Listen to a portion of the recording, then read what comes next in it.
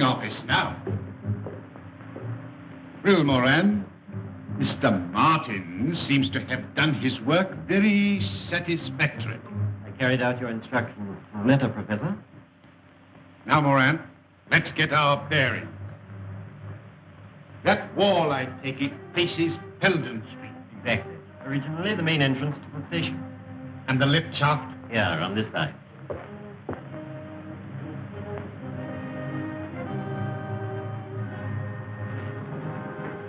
Lift at the bottom. 80 feet below. Quite a drop. Eh, Moran? The power was cut off, of course, when they closed the station. I think we are secure from any interference here, Moran. It's quite a fortress. A fortress that I fancy even Mr. Sherlock Holmes will find it difficult to storm. Dr. Watson. Watson? Oh, well, fellow, you caught cold? No, it's this infernal atmosphere. Oh, I suppose it is pretty thick. Thick? My dear Holmes, it's intolerable. You could cut it with a knife. Why don't you open the window? You walked here, I perceive. Yes. And on the left-hand side of the street. Yes, that's right. But how in the world did you know? My dear fellow, it's simplicity itself. You've got a little reddish soil adhering to your shoe. They're pulling up the flagstones in front of the Wigmore Street post office, and as the pavement is covered with that reddish soil, it's difficult to avoid treading in it. The post office is on the left-hand side of the street. Well, of course, when you put it like that, it does sound simple. No, it's elementary, my dear Watson. Elementary. By the way, Holmes, I hope you've decided to take that holiday I prescribed for you. Well, up to 9 o'clock this morning, I was distinctly averse to the idea. But I've received a letter from an old friend of ours which inclines me to change my mind. I'm delighted to hear it. Who's it from? My dear fellow, I'll read it to you. My dear Holmes, I'm sending you and the doctor yet another invitation to visit me here. Believe it or not, it's 20 years since you disposed of the hound of the Baskervilles for me. Bless my soul, can you believe that, Watson? Seems impossible to me. Amazing. My daughter Diana is anxious to make your acquaintance. Yes, but she's engaged, Watson. Yes, to young Trevor, a neighbor of theirs. Oh. I know you hate the country just as I hate London. But stretch a point and come down for a week or two with Watson. Yours ever, Henry Baskerville.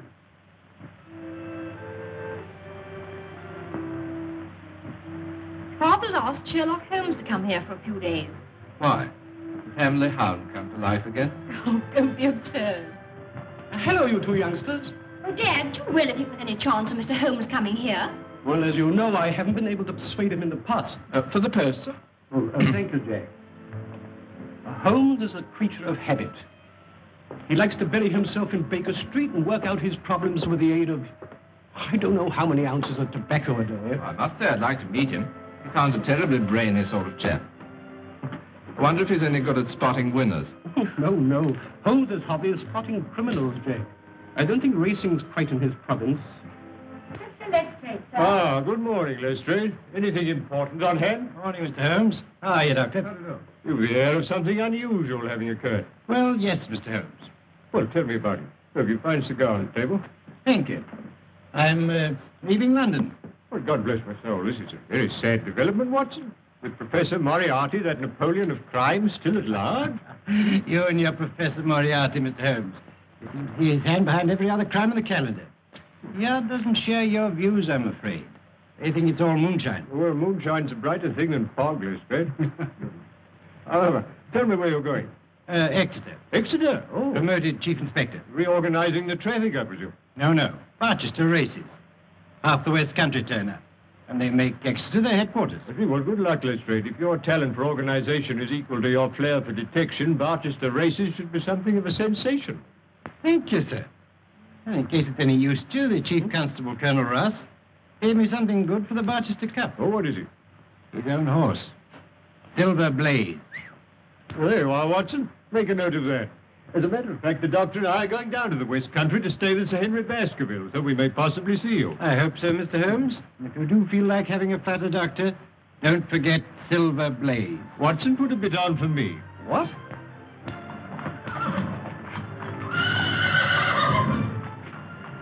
Looks fit enough, Colonel. Best horse I ever owned. Hey, Straker? You're right, sir. It'll take a good one to beat it. You fancy Lord Manston's horse, don't you? Desbury, yes, I have got a bit on him. We'll see how they stand at the betting tomorrow. There's a call over today at the Victoria Club. We'll probably hear all about it tonight. Oh, before I go, could I have a word with you alone, Colonel? Certainly. What is it? Well, I want to ask you a favor. I hope you won't mind. Could you lend me... Well, I really want £500. Monkey. That's pretty cool, isn't I'm it? in a devil of a hole, or I wouldn't ask for it. Yeah, but why come to me? Why not Sir Henry Baskerville? Well, it's to do with racing debts, and Sir Henry's terribly down on racing. Well, have you tried your bank? You've got security. Mortgaged up to the hilt. Oh, well, what about one of those financial firms? No, that's no good. I've been dealing with old Bingham. He won't spring another fiver. What, Albert Bingham, the moneylender? No, I'm sorry. There's nothing doing. Oh, well, thanks all the same.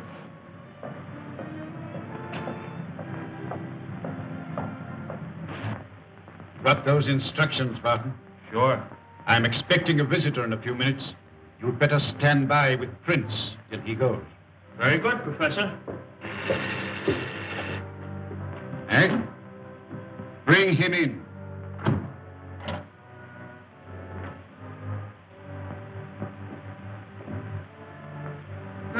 Sit down, Mr. Stanford. I understand you wish to consult me. Yes, that's right. What is your business? Look here, Professor. I'm a commission agent in a big way, I'm fully aware who and what you are. Well, in that case, I'll come to the point. I've laid bets amounting to over £150,000 against Silver Blaze for the Barchester Cup, when his price was 100 to 6 against. You follow that? Perfectly. His trial yesterday proves he's a smasher, a world beater. At the call over at the Victoria Club tonight, he finished up a firm favourite at 7 to 2 against. I can't lay off anything to speak of, so to cut a long story short, if Silver Blaze wins the cup, I go out of business. I see. And you wish me to arrange that Silver Blaze does not come under starter's orders. Is that it? Exactly. I must confess that this is a somewhat unusual experience, even for me.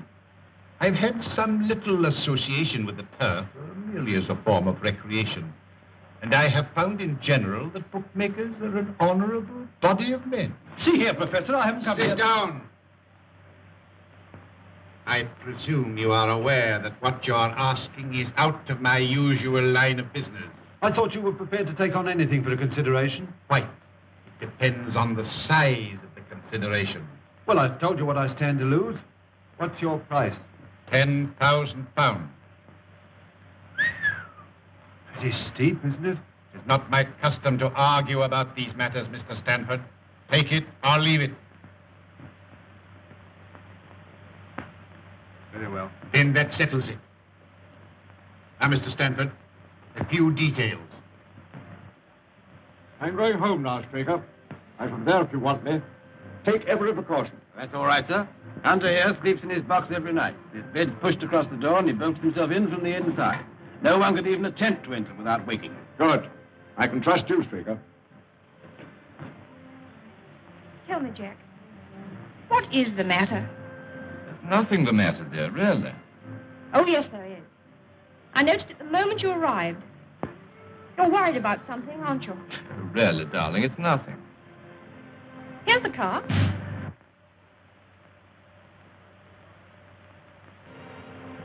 Well, here we are, Watson. Come along.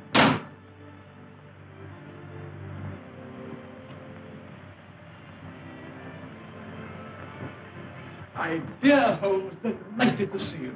We're delighted to come. And you too, Doctor. It's very kind of you. Head, looking at you both, I can't believe it's 20 years. Oh, you flatter us. Now, come along. I want you to meet my daughter. Oh, thank you. Delighted. Diana, this is Mr. Holmes and Dr. Watson. Mr. Trevor. Now, how about a whiskey and soda after your journey? Oh, thank you. I'm sure that's what Dr. Watson would prescribe. Well, if I did, you'd automatically refuse to take it. He grows more obstinate with the years, Baskerville. That's the way with most of us. Well, make yourselves comfortable. Oh, thank you. Well, now, Baskerville, tell me something about yourself. Oh, no, Holmes. That won't do. You've got to do that. Carl's been promising us all a treat, Mr. Holmes. We shall see you in action. Yes, with Sir Henry as the victim. I mean that we should see Mr. Holmes do his stuff. That's a modern expression, Watson, signifying to display one's talents. That's right. I want Mr. Holmes to tell us what Father's been doing for the last 20 years, just by looking at him. You evidently have great faith in my abilities, Miss Baskerville. But I'm afraid there's very little data. I merely observed that since we last met, your father has taken to billiards, that he's recently played 100 up with Mr. Trevor. Absolutely correct, Holmes, but how... Oh, my dear fellow, it's simplicity itself.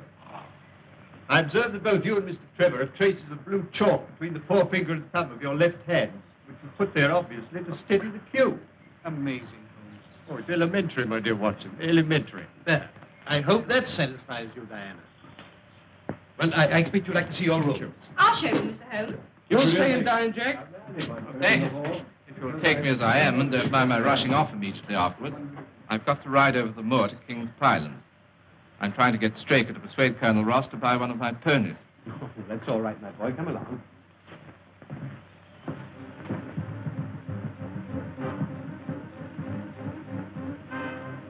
This is the place we arranged he should meet us.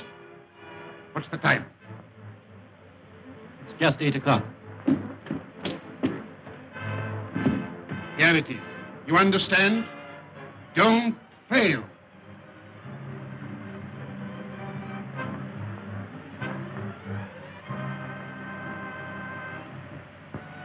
How's that curry coming along, Lizzie?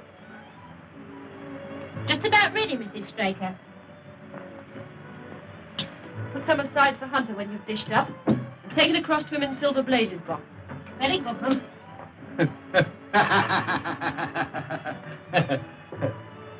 Everything all right, Uncle? Yes, thank you, sir. I do hope Mr. Straker isn't late. Especially asked for curry. Oh, he shouldn't be long now, ma'am. Dinner's ready, Jim. All right, I'll just go and have a watch. Lizzie, don't forget Hunter's supper. Oh, no, ma'am, I'm keeping it hot for him. All right, then you can bring ours in now. Very good, ma'am.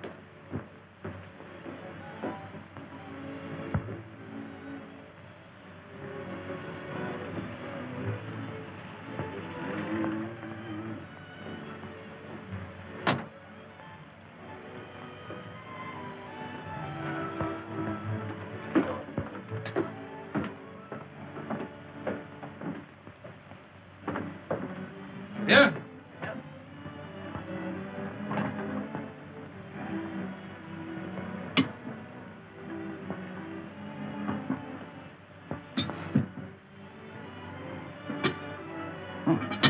Smells good. All right? Yes, you only just came in time. Well, I've had a lot to attend to. Is the Colonel coming over again before the race? He didn't say so. He seemed quite satisfied when he agreed to dine with me. Who are you sending in the horse box with Silver Blaze? I shall send Hunter, of course. And Simpson will probably follow along with him. What's the betting on Silver Blaze now? 7-2, I think it was, the last call over. Here's your supper, Ted. Thanks. Night, Ted. Bye-bye, Liz.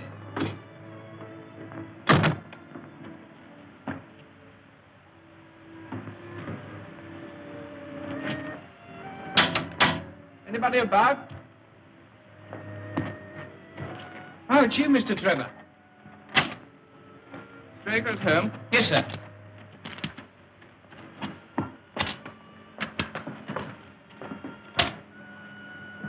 Look out for the mare for me, will you, sir? Very good, sir.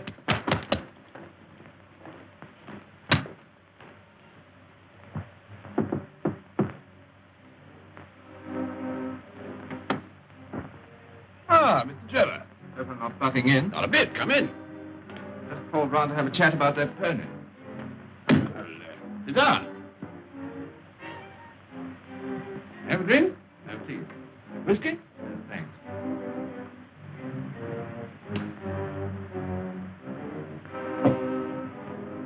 Whose horse is that, Simpson? Mr. Trevor's, Ma'am. Haven't you seen him? He wanted a gardener. Oh. I suppose he came while I was in the kitchen. Well, that's really all I came about.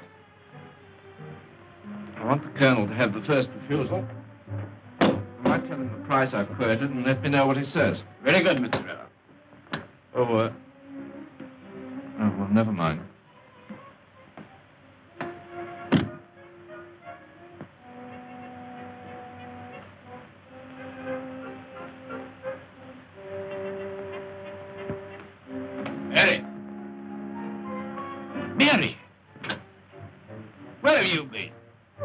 turn round the yard. You have a look at Silver Blaze? No, I just went for a breath of air. By the way, Silver Blaze doing another trial tomorrow? Yes. The last before the race. Oh, well, I'm for an early night. Doesn't seem to be much to stay up for.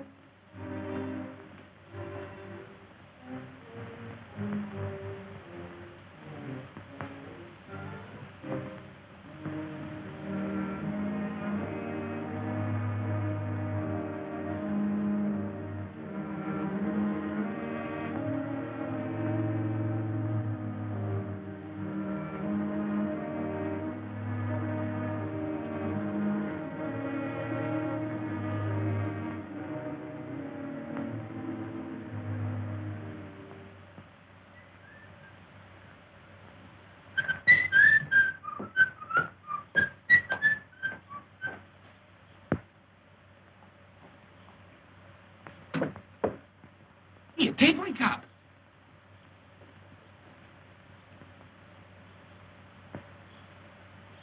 What has happened?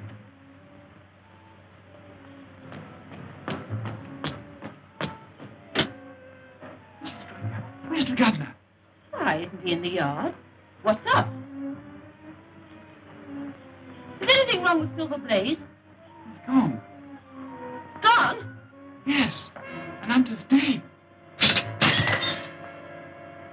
Dead. You must have a look round this morning, Holmes. Oh, thank you. I'd like to. There are a few improvements since you were here last. Yes.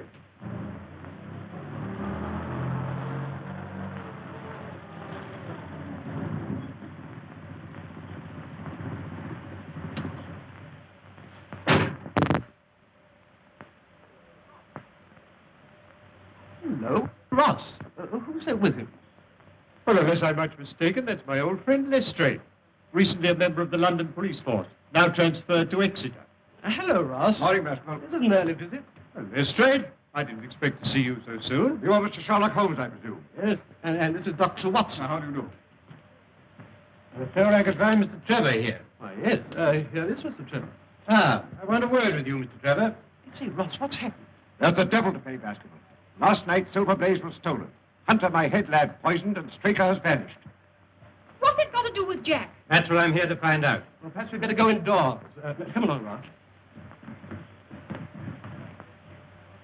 Now, Mr. Trevor, I'm in charge of this case, and I want to ask you a few questions. At the same time, I must warn you that anything you say may be used in evidence. You were at King's Pyland last night. I rode over from here after dinner, yes. Why were you over at King's Pyland, Mr. Trevor?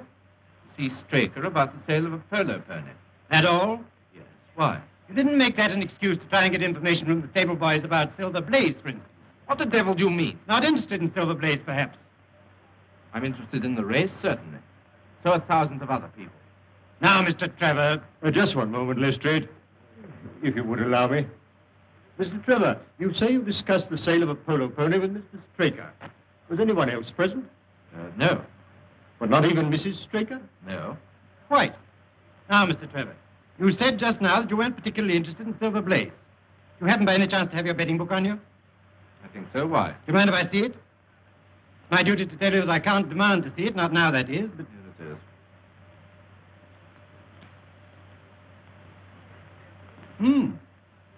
I see you backed Desborough, the second favourite for the Barchester Cup, to win you £5,000, Mr. Trevor. 5,000? But, Jack, you told me you only had a few pounds on it. I'm sorry, dear. I had my own reasons. Before you go any further, Lestrade, may I ask if it's your intention to apply for a warrant against Mr. Trevor? Not at the moment, Mr. Holmes. It's my duty to warn him. I'm in your hands, Inspector. I won't run away. As a justice of the peace, I will be answerable for Mr. Trevor. You better stay here, Jack, while the investigation's going on. Well, thank you, Sir Henry. Very well. Now, Mr. Holmes, I may as well be frank with you. There are things in this case which completely baffle me. Really? You surprise me. I was saying to Colonel Ross that I'd be glad of your cooperation. Well, the case certainly has some points of interest. But what does Colonel Ross say? I wish to leave no stone unturned to avenge Straker and recover my horse. Very well, Lestrade, I am at your service. Thank you, Mr. Holmes. I'll be getting along. I'll see you later at King's Pyland. Really, Holmes, I must protest. You're down here to recuperate, you know. Undoubtedly, my dear doctor, but only last night you suggested a tonic. Well, here is one ready-made. Yes, please, Mr. Holmes, for my sake and Jack's. You are, Watson. That settles it. Dr. Salter, Mr. Sherlock Holmes, Dr. Watson. This is Silver Blaze's box.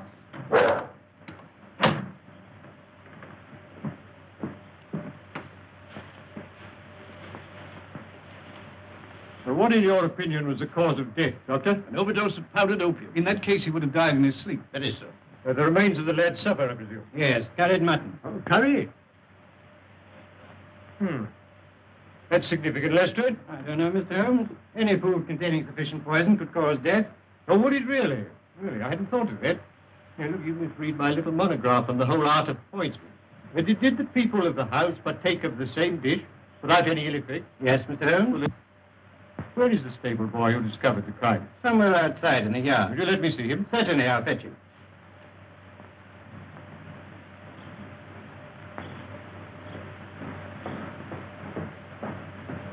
Your name, Simpson? Yes, sir. The opium has a distinct taste, does it not, Doctor? Yes, not unpleasant, but quite distinct. Oh, quite. I thought so.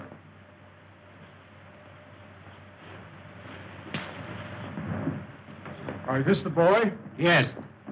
Now, my lad, you say that Mr. Trevor dismounted at the gates and asked you to water his horse. Yes, sir. And then?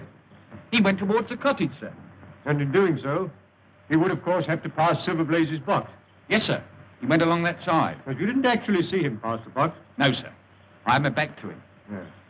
Thank you, that'll do. You can go back to your quarters. Very good, sir. Would you like to question Mrs. Straker, Mr. Holmes? Not at the moment. But by the way, Colonel, there's another training stable. Quite close, I believe. Yes, Capleton. Silas Brown trains Lord Manston's horses there. Lord Manston's Desborough's second favorite. Yes. Oh. Then, with the exception of Baskerville Hall and Trevor's place, your only neighbor would be Silas Brown. Yes. I phoned Brown at once on the discovery of a crime. He knows nothing. Oh. Oh, there's nothing to connect Mr. Trevor with the Capleton stable. Nothing. By the way, Colonel, have you an old shoe of Silver Blaze? Yes, here.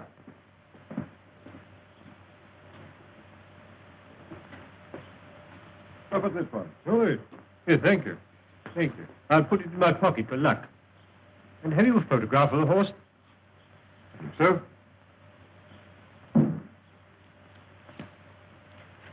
Is this too? Perfectly. Thank you. Do you mind? Not at all. Now, Watson, let us transfer our activities to the moor.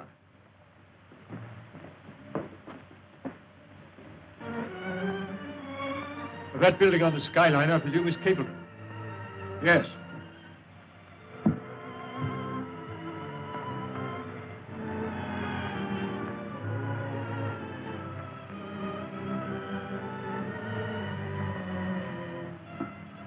But there's an imprint of a hoof here. Slight, but quite distinct.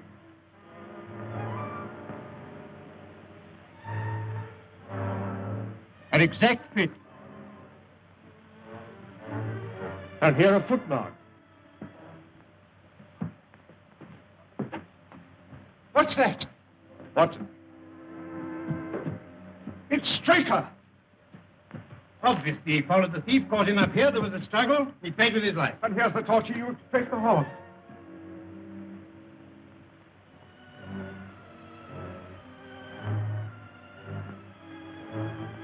This is a very singular knife.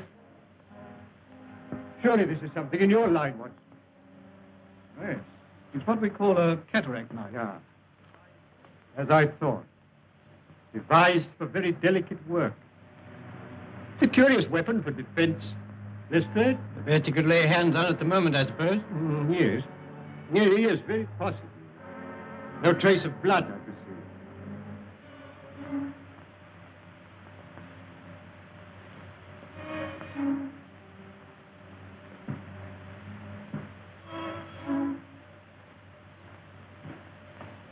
Why, that's Straker's coat. This is curious, Lestrade. What, Mr. Holmes? Looks as though the murderer let him take his coat off before the struggle. Couldn't he have taken it off afterwards? Well, that's one explanation. Though it's difficult to see with what motive. However, take it, Lestrade, and make a careful inventory of everything you find in the pocket. Very good, Mr. Holmes. And now I suggest that you and the Colonel return to King's Pyland and arrange for the removal there of the body. And then perhaps you'd be good enough to meet us with a car by that bridge in, say, an hour's time. Dr. Watson and I are going to take a little walk over the moor. Very good, Mr. Holmes. In an hour's time. Now, Watson, let us leave the question of who killed Straker for the moment and confine ourselves to finding out what has become of the horse. Oh, how are you going to set about it? Well, a horse will always herd with its kind. Silver Blaze, if left to himself, would either have returned to King's Pyland or gone to Capleton. If my assumption is correct, that is our direction. Hoof prints again. Let's carry on a little further. Look, Watson. Here. Here's a man's footprints beside the horses. A man wearing square-toed boots. The horse was alone before. Precisely. It was alone before.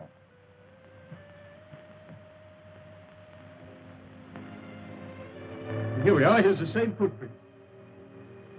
This time they're coming from Capleton. Yes, let's follow the trail. Looks in the pink, doesn't it? Yes, ready for anything. Aren't you desperate? Let's see. What is in the betting today? 5-1, second favorite.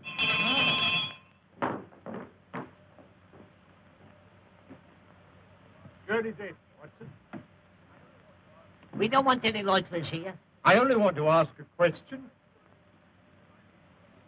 Am I too early to see Mr. Silas Brown? Well, I don't know, sir. He was up rather late last What night. is Dawson? No gossiping. Get on with your job. Very good, sir. And what the devil do you want here? 5 minutes talk with you, my good sir. I've no time for talking. And we don't want no strangers here. This is a matter of vital importance. It's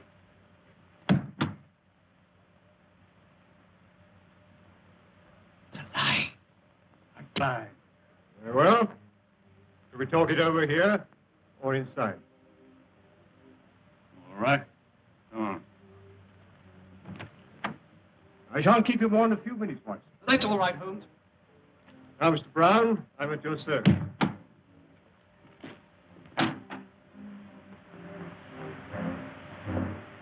Well, I'm glad you realize that it's no use trying to bluff me.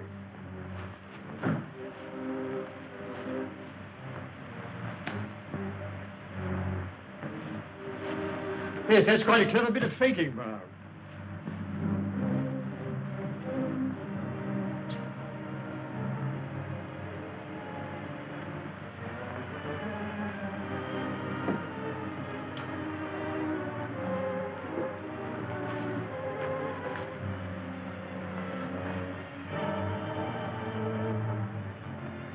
But don't give me away. I'll return the horse. Very well, but providing you do as I tell you.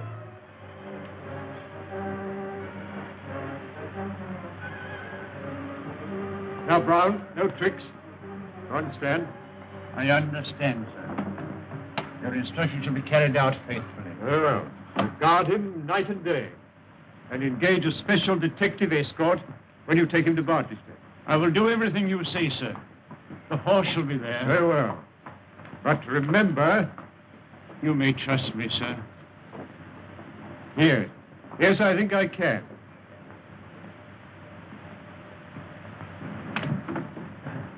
I'm sorry to keep you, Watson. Oh, that's all right. Well, a more perfect compound of the bully and coward than Silas Brown I've seldom met with. The horse is there, then? Yes.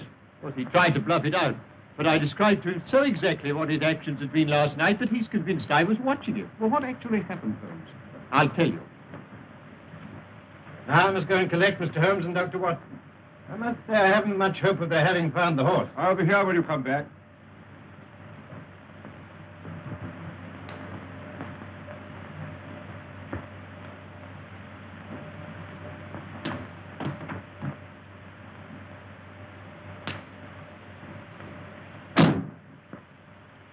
Surely Brown was running a tremendous risk. Oh, my dear Watson, Silas is an old horse faker. He left nothing to chance. You actually saw the horse. Yes. Well, I must say this for Silas. He certainly made a good job of it. Aren't you afraid to leave it with him? My dear fellow, he'll guard it as the apple of his eye. He knows that his only hope of mercy is to produce it safe. Horse stealing is a serious crime. And Colonel Ross doesn't impress me as a man who'd be likely to show much mercy in any case. Well, the matter doesn't rest with Colonel Rock. I follow my own methods and tell as much or as little as I choose.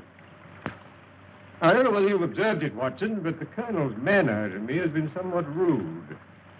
I'm inclined to keep him in suspense. Say nothing about the horse. Of course not, Holmes, without your permission. Good old Watson. Ah, here's Lestrade with the car.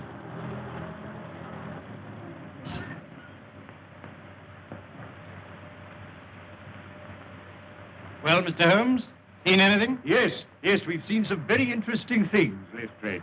Boots. Boots? Yes, square-toed boots. Where now, Mr. Holmes? Baker's Cottage, please. I hope Mr. Holmes won't be long. I want to phone the story through in time for the 6 o'clock edition. Ah, Mr. Holmes, I represent the Western Mail. I understand you're taking up this case. No, certainly not. I'm just Holmes the busybody, retained by the police to supply their deficiencies. Oh, Inspector, there are several points upon which I should like to ask your advice. I must consider whether I don't owe it to the public to scratch the horse immediately. Certainly not. I should let the name stand. My business with Mr. Holmes now is private, if you don't mind. Right you are. I've got something to go on with anyhow. Good day, everybody. I'm very glad to have had your opinion, sir. Well, Doctor, have you made your examination? Yes. Straker was killed by a savage blow from some blunt, heavy instrument delivered with enormous force. Lestrade, let me see his coat. You have it there. Yes, here it is. Thank you. I presume you made the inventory I asked for. Don't ask me, Mr. Holmes.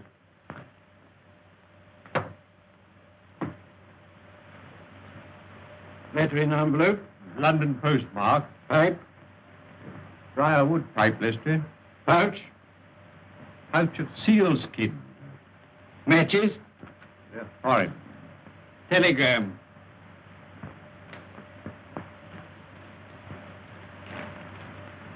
Handed in at Coombe Tracy. Let's see what the letter says first. Bingham & Co. Financier. 92A Bond Street, London, W1. J. Straker, Esquire, King's Highland Stables, Devon. Dear Sir, please receive this as official notification that your commitments to us, secured by 6 promissory notes, were today purchased by Mr. Leslie Martin of 15 Lamb Street West, to whom you are now accountable. Yours faithfully, Bingham & Co. Our friend Straker seems to have been somewhat financially embarrassed. Now for the telegram. For Cup Final, send instructions. Will meet you as we agreed. Martin. I think Mrs. Straker might be able to help us here. She's in her room. I'll fetch her. Thank you, Doctor. I don't think she'll be much assistance, Mr. Holmes. Apparently, she and Straker went to bed about the usual time. When she woke up in the morning, she found it gone. Still, I'd like a word or two with her, Lestrade, regarding her husband's habits. No one like a wife, I'll tell you that. Watson? Yes, quite. You remember I have these, Lestrade. Pray don't think it a liberty. Not at all. You're welcome. I see nothing in them. I see no more than you. But I've trained myself to notice what I see.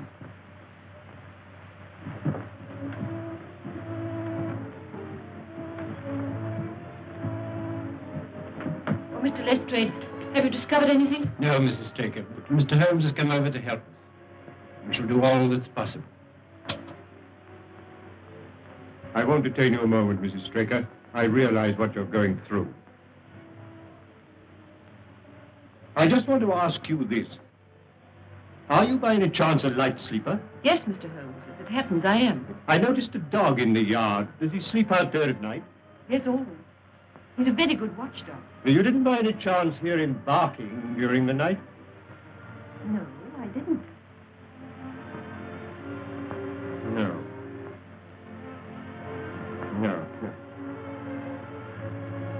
Just one other thing.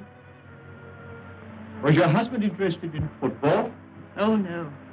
Racing was the only thing that interested him. And there's just one further question, Mrs. Straker. You had curry for supper last night. Did you mention that to anyone outside the house? Why, no. No, thank you, Mrs. Straker. I don't think I need intrude upon your time and patience any longer. Thank you, Mr. Holmes. Colonel, you have a few sheep in the paddock. Have you had anything wrong with them of late? No, I don't think so. Oh, now you mention it. I believe that one of my stable lads did report that 3 of the sheep had gone lame. Ah. Why do you ask? We're just a long shot, Colonel. A very long shot. Lestrade, let me recommend to your attention this singular epidemic among the sheep. You consider it important, Mr. Holmes? Oh, yes, exceedingly so. Is there any other point to which you want to draw my attention? Well, to the curious incident of the dog in the night time. The dog was perfectly quiet in the night. Curious incident. Oh. Well, I'm going to Baskerville Hall. Will you be following? Yes, very possibly, Lestrade.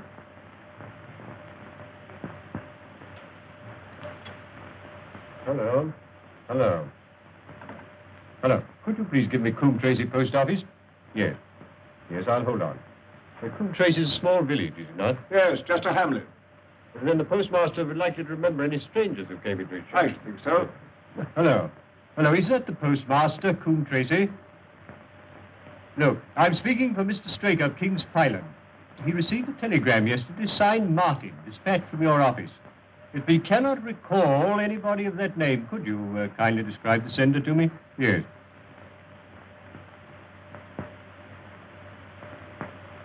Oh, there were 2 of them. Oh. Yeah, I see. Thank you. I'm very much obliged to you. You think the telegram's important? Very much so, Watson. Well, au revoir, Colonel. We've had a charming little breath of your beautiful Dartmoor air. Then you despair of arresting the murderer of James Straker. Well, there are certainly grave difficulties in the way, but I've every hope that your horse will start, and I beg you will have your jockey in readiness. And you've nothing definite to tell me? When we meet at the races, Colonel.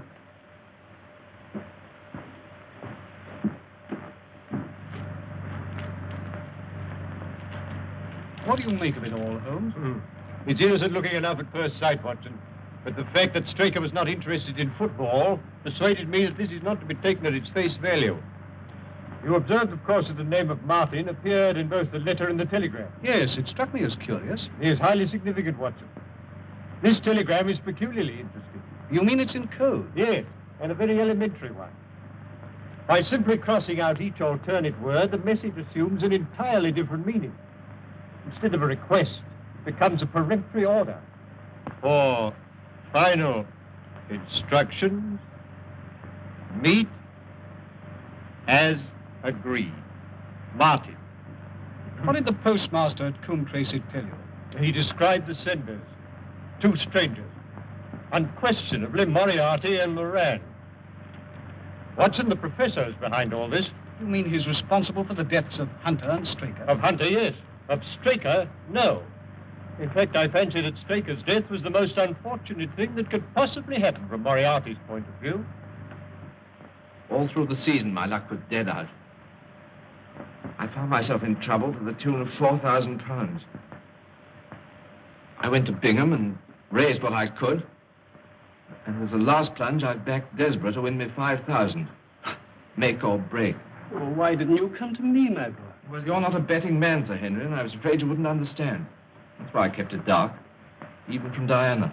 And now that loathsome inspector. Oh, come now, it's no use calling him names. In view of these bets, he'd every reason to be suspicious. I don't care. He's a thoroughly nasty person. I disliked him from the first moment I met him. Inspector Lestrade. Any news, Inspector? Yes, very grave news, Sir Henry. We found Straker's body. Body? Do you mean he's... Murdered. On the moor about a mile from King's Pyland. Sherlock Holmes takes up the case. Sherlock Holmes, Moran. Once again, that man is crossing my path. There's not room in the world for both of us. Not for Robert Moriarty and Sherlock Holmes. What's this news mean, Professor? What's gone wrong? What does this man Holmes know? I tell you, if Silver Blaze goes to the post and he's fit... There is a big difference, Mr. Stanford, between a horse going to the post and winning the race. You had my assurance. I am not in the habit of failing my clients. Moran, tell Barton to take Mr. Stanford home, then come straight back. Yes, sir.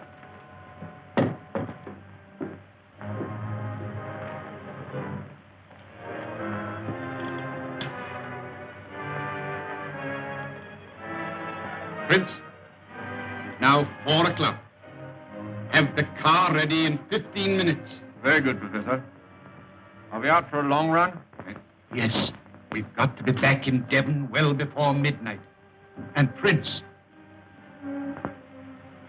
We'll need the gun. Okay.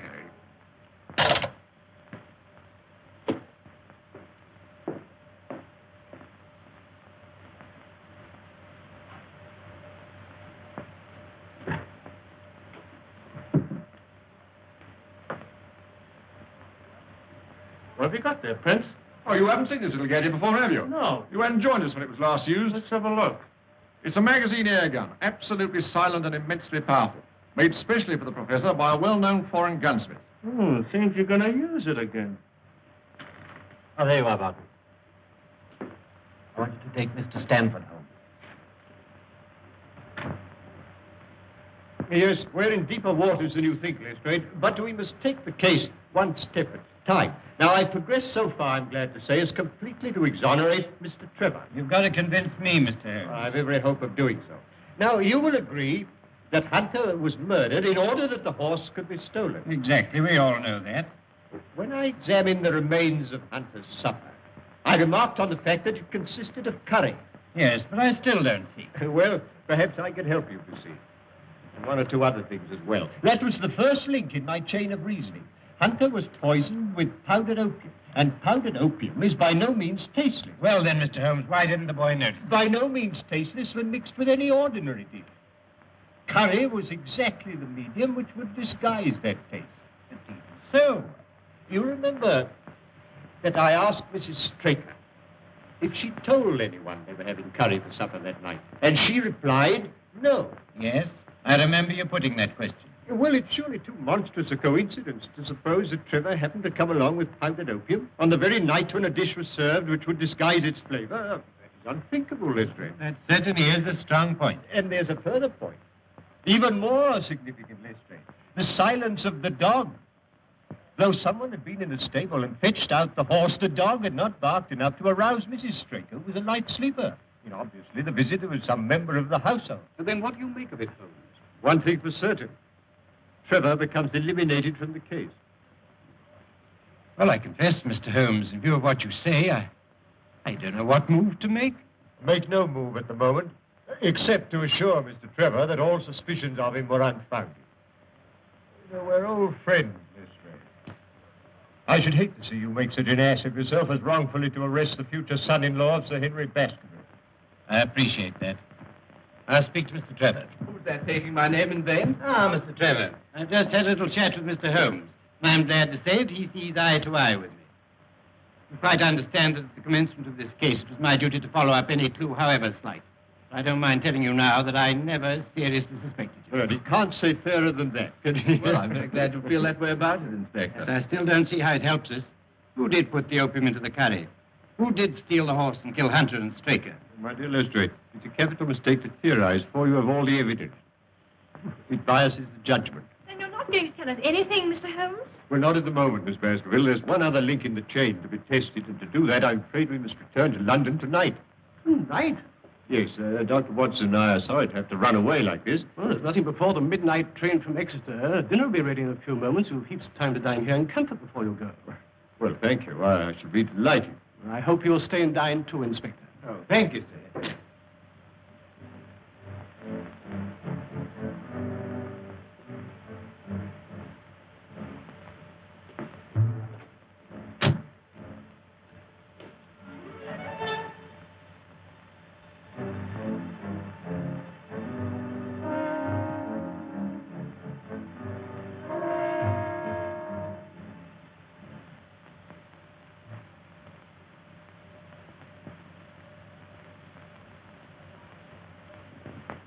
That's quite a museum piece, Sir Henry.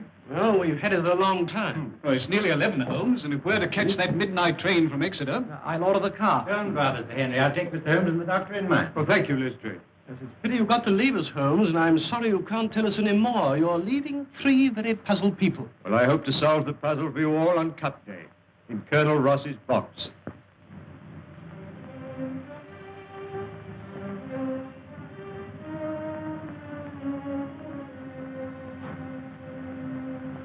What's happening? I think he's going on it.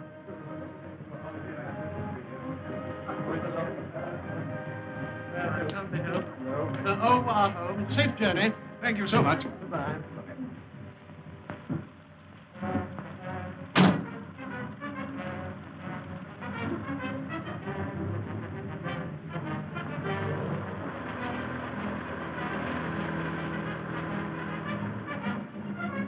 Get to the car.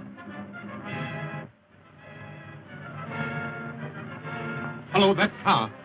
When you get clear of the house, overtake her.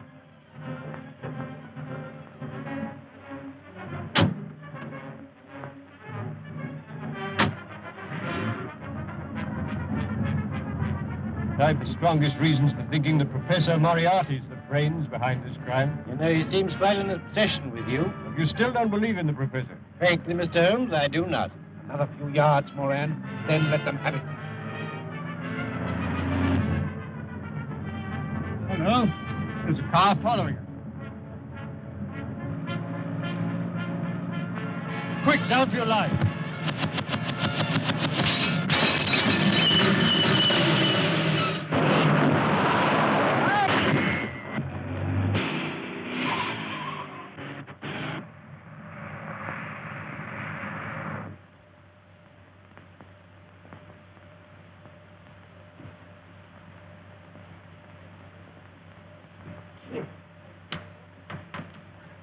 What, are you hurt, Watson? Oh, only a few bruises, but where's the driver? Here I am, sir. I'm all right. Sure? No bones broken? My word, this is a lucky escape. Look, where's Lestrade?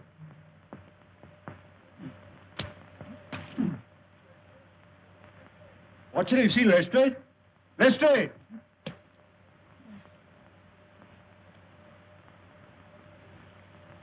Ah, there you are, Lestrade. Well, do you believe in Professor Moriarty now?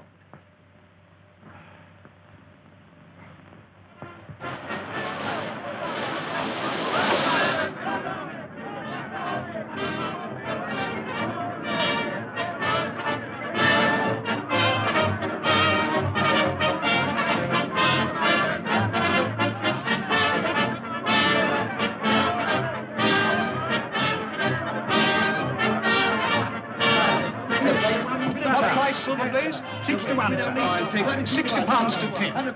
Silver Blaze, 60 pounds to 10. Number 569. You, Silver Blade, 5 to 1.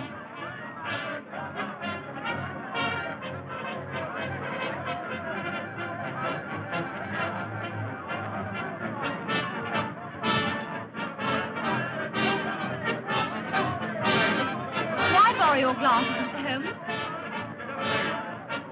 Thank you. You doing anything for 3:30? Well, they tell me sunstroke has a good chance. Oh, Mr. Holmes, you've assured me that my horse will go to the post. But we are still waiting to know who killed Straker and Hunter. I promised you should know everything today, Colonel, and you shall. Oh, Watson, you've been having a little flutter, I see. What? Well, if you want to conceal it, I suggest you find a deeper pocket for your betting ticket. It's all very well, Mr. Holmes, but we're waiting. Yes. Well, Colonel, in the first place, it will come as a shock to you to learn that Straker was a scoundrel, utterly unworthy of your confidence. Are you serious, Mr. Holmes? Yes, acting under the orders of a master criminal who bought up his debts and so had it in his power to ruin him, he poisoned Hunter and then took Silver Blaze out on the moor in the dead of night. I can hardly believe it. Straker? But to what purpose? It was his intention to use that singular knife, you remember I found in his hand, to nick one of the tendons of the horse. With your wide experience of the turf, Colonel, you know it's possible to do that subcutaneously and leave no trace. The result would be a slight lameness, which would put down a rheumatism or a strain in exercise. You say it was his intention. You mean he didn't succeed? No. I examined the knife. There was no trace of blood. But why didn't he do all this in the stable? Why take him out on the moor? Well, for the best of reasons. When so spirited a creature felt the nick of the knife, he would certainly have roused the soundest of sleepers. But how did you arrive at all this, Mr. Holmes? I found several clues, the chief of which was the knife. You remember my asking you if you'd found anything wrong with your sheep? Yes, I remember. When you told me that some of them had suffered from lameness, that confirmed my theory. That Straker, before tackling the delicate operation on the horse, had been practicing on the sheep. Good heavens. But who interrupted the plot? Who killed James Straker? I'll waive that question for a few minutes, Colonel. Hello, the numbers are going up. What number is Silver Blaze? 9. Oh.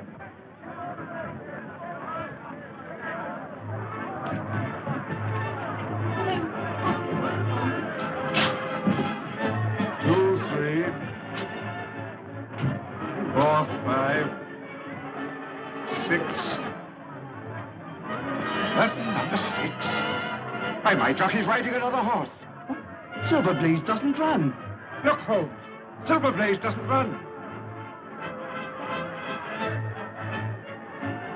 There's been a mistake. The 6 should have been a 9. Mr. Holmes, I'd relied on you implicitly. Yes, and you may still do so, Colonel.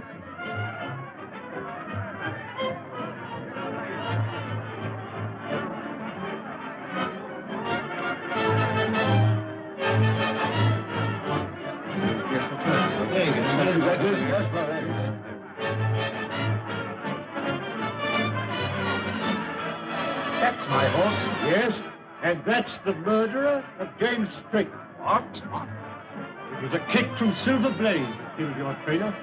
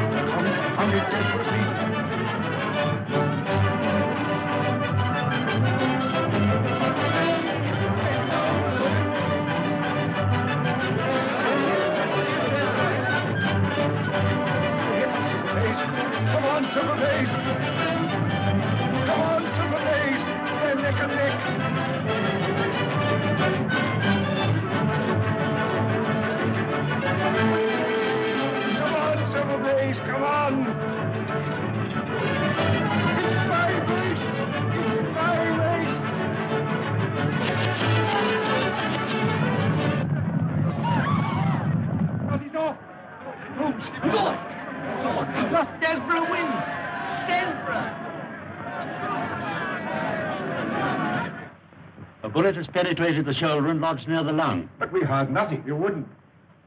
It was fired from an air gun. Noiseless and of tremendous power. How could it possibly be concealed in the crowd? In the interior of a specially designed kinematograph camera. Good heavens. But how on earth did you know? Well, I observed through the glasses a group of cameramen lined up near the winning post. I fancied I knew one of them. Mr. Holmes, what does this all mean? It means, Colonel, that you've been cheated of your race by the most cunning and dangerous criminal in London. Is there nothing to be done? Lestrade, who's the most likely man to give me some information on the betting for the cup? Difficult to say. Old Sam Silver's a member of the Victoria Club and a good friend of mine. Where can we find him? It's 100 to 1. He's in the Champagne Bar at this moment. I'll stay here with Merton, if you don't mind. There's no question about it. Stanford had laid over £100,000 against Silver Blaze and got left with it. Point him out to me. There he is, Mr. Holmes, in the dark suit and the bowler. Thank you, Mr. Silver. Watson, I want you to take particular note of that man. Not a word, Sam. Trust me. Excuse me, Mr. Holmes. You can rely on me to look after this. Yes, but I think you need a little unofficial help.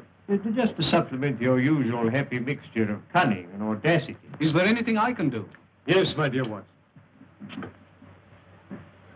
A job that involves tenacity of purpose, of which, my dear fellow, you've given me so many proofs. Look, I want you to remain here and never lose sight of Stanford. Lestrade and I will drive straight back to Bakersfield. Yes? Lestrade, will you give instructions for your car to be at Dr. Watson's disposal? Certainly, Mr. Holmes. And you might tell your chauffeur to get into Mufton. As soon as Stanford leaves, follow him. When he arrives at his destination, send the car back to Baker Street. Then go to the nearest phone box and tell me where you are and wait for me. Is that clear? Perfect.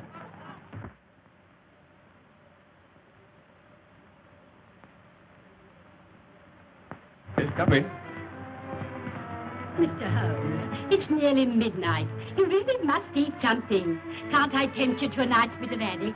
My dear Mrs. Hudson, you've always been a temptation to me, but haddock at this moment is not. How about a nice sheep's head? No, thank you, Mrs. Hudson.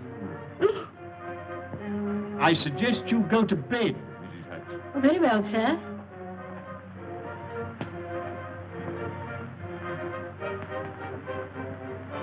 Still your move, Lestrade.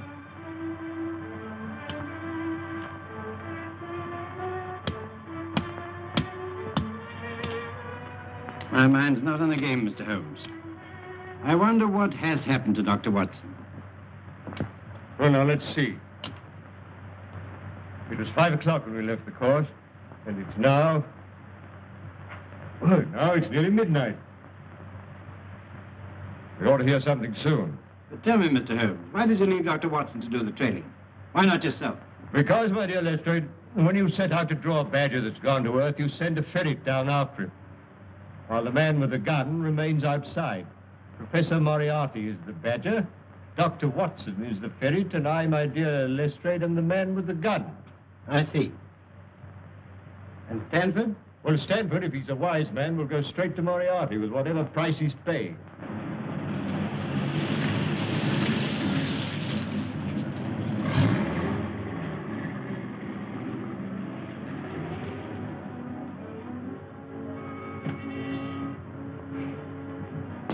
When you finish with the professor, you'll be taken back to where we picked you up. You got the necessary on you, I suppose? Yes, of course. Okay.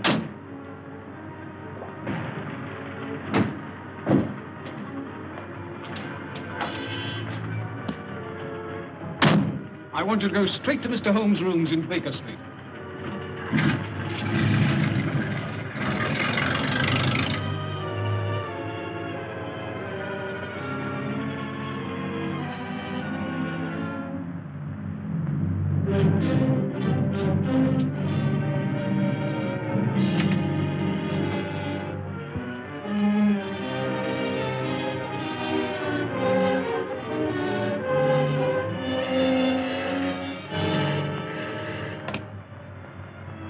Yes? Is that you, Holmes? Watson speaking from Sladen Mills.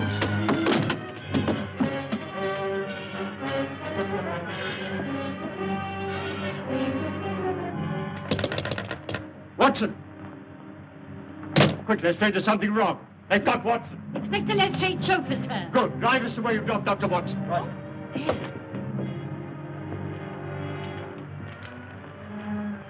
Quite correct, Mr. Stanford. I must say this case has proved more intricate than I anticipated. It should have been worth a trifle more. However, perhaps next time. You may go. Barton? Here.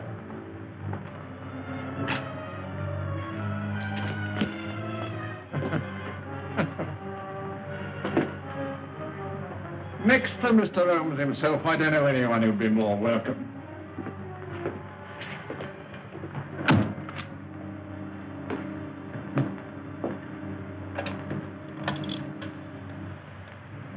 Hello.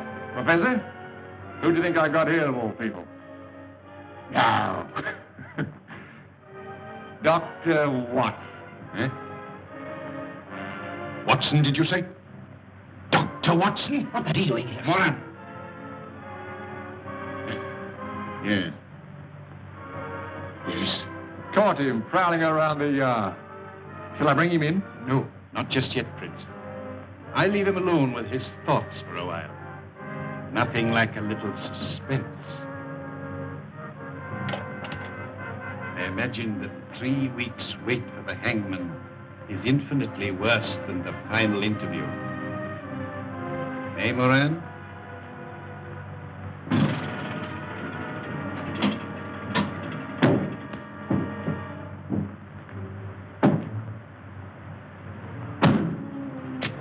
You wait here. Come, Lestrade. This is the Mills.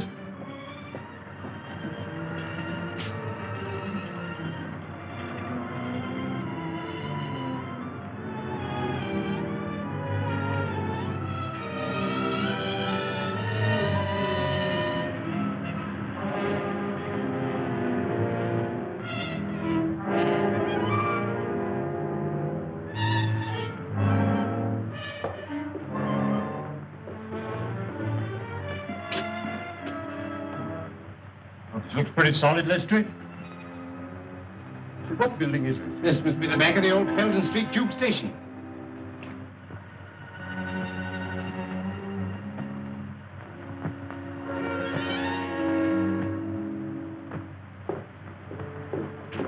What are you going to do, Mr. Holmes? Drive straight to Scotland Yard. And then? The headquarters of the London Transport. Now, Moran, I think we'll interview the doctor. That you, Prince? Bring in Dr. Watson. Right now.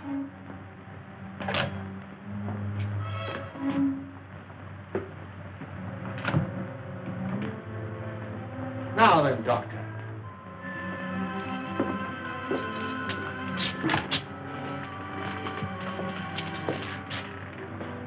This should be most amusing, Moran. Ah, come in, Doctor. I have had the pleasure of several interviews with Mr. Holmes, but never before with his talented friend and colleague. Won't you sit down?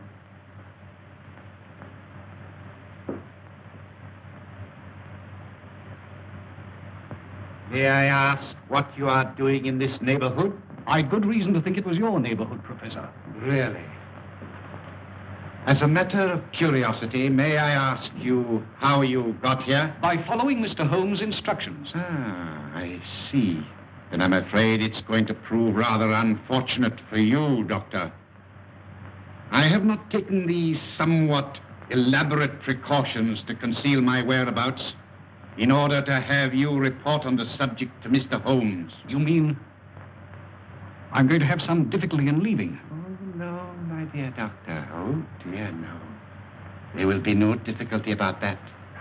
But you will leave by the way I shall indicate. I will explain to you, Doctor.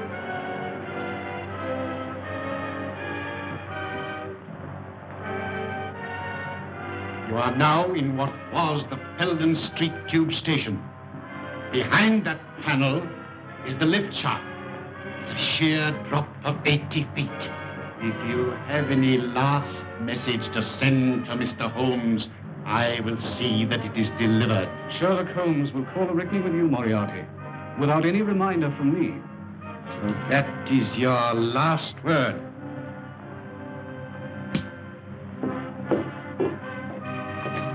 Very good. I will now remove the panel and wish you a swift journey.